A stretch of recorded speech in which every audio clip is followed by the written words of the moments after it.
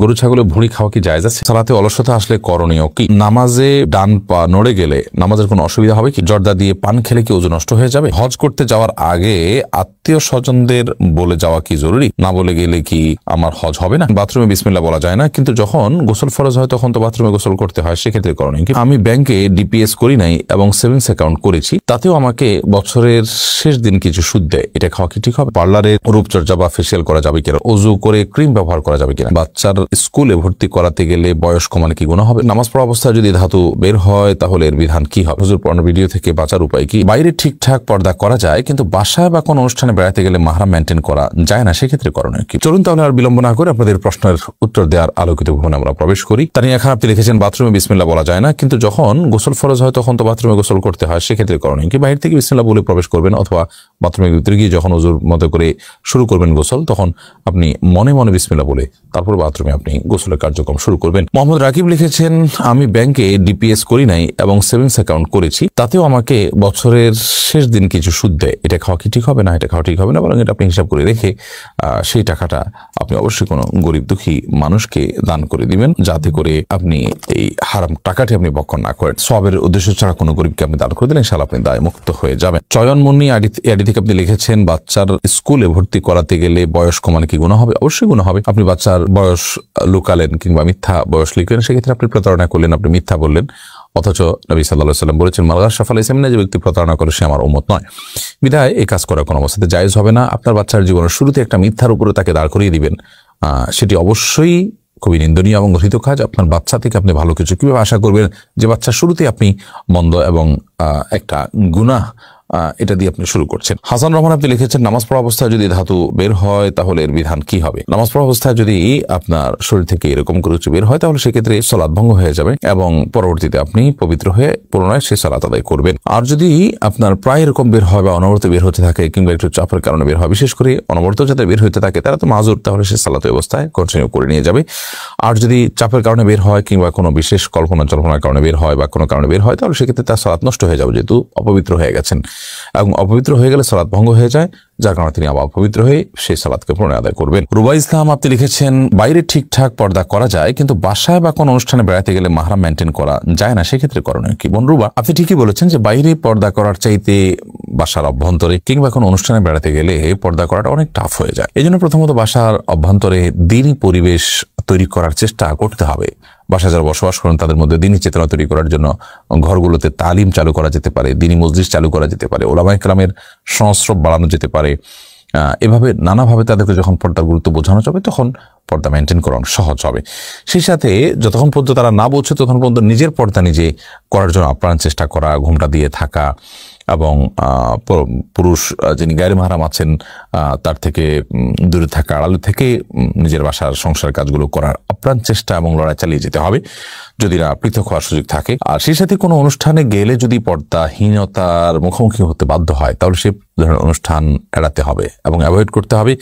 আর যদি কোথাও গিয়ে নিজের পর্দা মেনটেন করার সুযোগ থাকে, আপ্রাণ লড়াই করে চেষ্টা করে যদি মেনটেন করা যায় তাহলে সেটি করা যেতে পারে। রমজান বিপ্লব আপনি লিখেছেন জর্দা দিয়ে পান খেলে কি ওযু নষ্ট হয়ে যাবে? না, জর্দা দিয়ে পান খেলে ওযু নষ্ট হবে না, তবে অনেকগুলো জর্দা আছে যেগুলোতে তামাক থাকে, যেগুলো নেশা জাতীয়, সেগুলো একজন মুসলমানের জন্য খাওয়া উচিত নয়। তবে যেটা সুঘ্রাণের জন্য, শুধু মুখের সুগন্ধি তৈরির জন্য জর্দা, সেটি খাওয়া যেতে পারে। এরপরে মাহফুজা মুক্তা আপনি লিখেছেন পার্লারে রূপচর্চা বা ফেসিয়াল করা যাবে কিনা? রূপচর্চা করা যেতে পারে শরিয়ার সীমার মধ্যে থেকে। আপনি ব্রু প্লাক করলেন না, আপনি হারাম কোনো কিছু করলেন না, শরীয়তের সীমার মধ্যে থেকে আপনি রূপচর্চা করলেন, মেহেদি লাগালেন, বা শরীরে যদি কোনো প্রকার মেকআপ করাতে হয় সেই মেকআপের কারণে যদি কোনো প্রলেপ তৈরি না হয় যার কারণে ওযুতে কোনো অসুবিধা হবে, তাহলে কোনো অসুবিধা নেই। আর যদি প্রলেপ তৈরি করেন, ধরুন মাসিক অবস্থায় কর্মী এটা করলেন, তার এখন সালাত ফরজ নয়, অতএব তিনি এটা করতে পারেন। এক কথা শরিয়ার কোনো বিধান যদি লঙ্ঘন না হয় তাহলে সেক্ষেত্রে রূপচর্চা বা ফেসিয়াল করাতে কোনো অসুবিধা নাই। এরপরে রোকসানা পারভিন আপনি লিখেছেন সালাতে অলসতা আসলে করণীয় কি? সালাতে যদি অলসতা আসে তাহলে সেক্ষেত্রে আমাদের যেটি করতে হবে যে সালাতের আগ্রহ বাড়ানোর জন্য, সালাতে মনোযোগিতা বাড়ানোর জন্য সালাতের গুরুত্ব বিষয়ক বিভিন্ন বক্তব্য আছে, শুনতে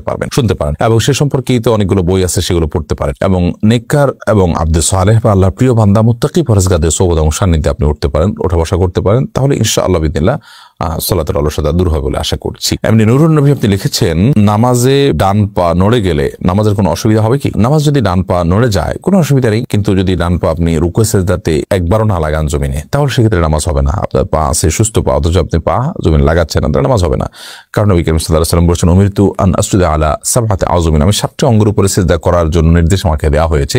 তখন থেকে এই 2 পা এগুলো জমিনের সাথে লাগা থাকতে হবে।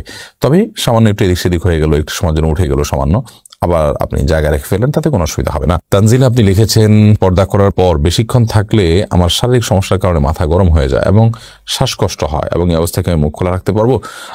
দেখুন, আপনি যদি পুরুষদের মধ্যে থাকেন তাহলে সেক্ষেত্রে আপনি প্রয়োজনে মুখের নেকাব খুলে ওড়নাকে টেনে দিয়ে আপনার মানে সৌন্দর্য যাতে অপ্রকাশিত থাকে এবং আবৃত থাকে সেই ব্যবস্থা করলেন, কিন্তু আবার মুখে নেকাও পড়লেন না, জাস্ট আপনি পর্দা টেনে দিলেন। এভাবে আপনি থাকতে পারেন, কোনো অসুবিধা নেই, এটা আপনার জন্য জায়েজ হতে পারে। এছাড়া যদি পুরুষদের মধ্যে আপনি না থাকেন, বরং আপনি কোনো জায়গায় যাচ্ছেন, ধরুন গাড়িতে আছেন, ব্যক্তিগত গাড়িতে, তাহলে সেক্ষেত্রে আপনি পেছনে আছেন, আপনার খুলে আপনি বসলেন, তাতে কোনো অসুবিধা নেই। আপনি পুরুষের সামনে আপনার নিজের সৌন্দর্যকে প্রকাশ করবেন না, এটাই হলো পর্দার মূল বিষয়। এমনি রাহিম সরকার আপনি লিখেছেন, ওযু করে ক্রিম ব্যবহার করা যাবে কিনা? ওযু করার পর ক্রিম ব্যবহার করতে কোনো অসুবিধা নেই। লোশন, ক্রিম, তেল এগুলো ব্যবহার করা যেতে পারে, এগুলো কোনো ক্ষতিকর বিষয় নয়। ব্যাপারী আশরাফুল আলম আপনি লিখেছেন, হুজুর পর্নো ভিডিও থেকে বাঁচার উপায় কি? এটা থেকে বাঁচার উপায় হলো, প্রথমত নিজের বিরুদ্ধে নিজে একটু হার্ড অ্যাকশনে যেতে হবে এবং প্রয়োজনে এই ধরনের ভিডিও ইত্যাদি সবগুলো রিমুভ করে নিজের সেট, মোবাইল ইত্যাদি এগুলোকে পরিচ্ছন্ন করতে হবে। প্রয়োজনে মোবাইল সেট পরিবর্তন করে বাটন ফোনে চলে যেতে হবে। মোবাইল ফোন হাতের কাছে রাখা যাবে না, বিক্রি করে কাউকে দান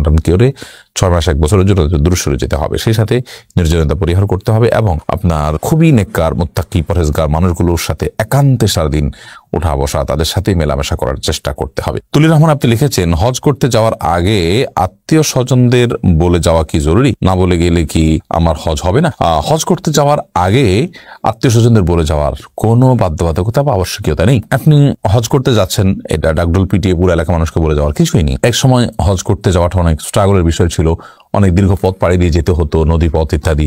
অনেক সময় মানুষ হজ করতে গেলে আর ফিরে আসতো না, মাসকে মাস লেগে যেত সফরে, অনেক কষ্টের সফর থাকার কারণে মানুষ মারা যেতেন। তো সেই জায়গা থেকে মানুষ মাপটাপ চেয়ে মানুষের কাছে বলে যেতেন, একটা ব্যাপার ছিল। বাট এখন তো হজের ব্যাপারটি এরকম নয়, যার কারণে এটাকে আত্মীয় স্বজন সবার কাছে বলে যাওয়া অন্তত কোনো বিষয়টি হতে পারে না। বিশেষ করে যখন উদ্দেশ্য থাকে যে এর মাধ্যমে আমি অন্যদের কাছ থেকে বাহবা নিব, অন্যরা জানবে আমি হজ করতে গেলাম, সবাই জানবে আমি হাজি সাহেব হতে যাচ্ছি, এ ধরনের মানসিকতা থেকে যদি বলা হয় তাহলে চেষ্টা গর্হিত কাজ এবং গুনাহি হবে রীতিমতো। অবকর আপনি লিখেছেন, গরু ছাগলের ভুঁড়ি খাওয়া কি জায়েজ আছে? গরু ছাগলের ভুঁড়ি খাইতে পারেন, এটি একান্তই আপনার নিজস্ব ব্যাপার, শরিয়া দৃষ্টিকোণ থেকে জায়েজ আছে এবং হালাল। আপনি যদি খেতে পারেন, আপনি আপনার রুচি করে আপনি খাবেন, আর যদি আপনার কাছে খেতে অপছন্দনীয় মনে হয়, আপনার রুচি না টানে, তাহলে সেক্ষেত্রে আপনি খাবেন না, কিন্তু শরীর দৃষ্টিকোণ থেকে একটি জায়েজ আছে। এরপর আরাফাত হোসেন আপনি লিখেছেন, লাশ কিভাবে কবরে রাখা সুন্নাত? আমাদের এলাকায় চিৎ করে শোয়ে শুধু মাথাটা কেবলার দিকে ঘুরিয়ে রাখা হয়। এক হুজুর বলেন, লাশ পুরোপুরি ডান কাঁধে শোয়ানো সুন্নত, কোনটা সঠিক? হ্যাঁ, যে হুজুর বলেছেন ডান কাঁধে পুরোপুরি শোয়ানো সুন্নত, ওইটাই সঠিক। এবং মনে রাখতে হবে যে